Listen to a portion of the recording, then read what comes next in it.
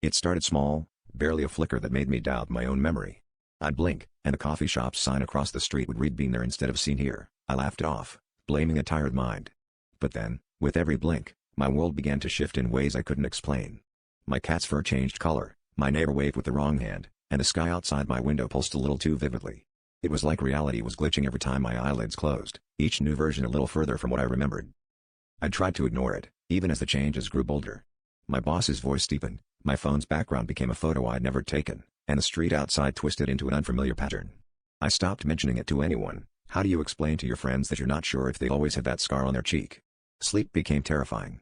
I'd snap awake, heart pounding, convinced that if I let myself drift off, I'd wake in a world I couldn't recognize at all. One morning, after a night of restless blinking and desperate pinching to stay awake, I faced the mirror. My reflection was off.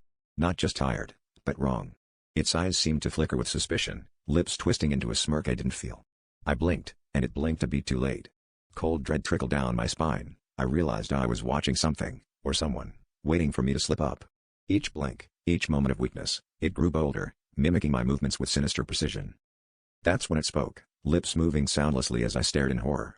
"You're the only thing out of place," it mouthed. My vision blurred, panic rising. I blinked again, and this time when my eyes opened, I was on the other side of the glass, watching as my former self smiled back, a stranger wearing my face, stepping into a world that was no longer mine.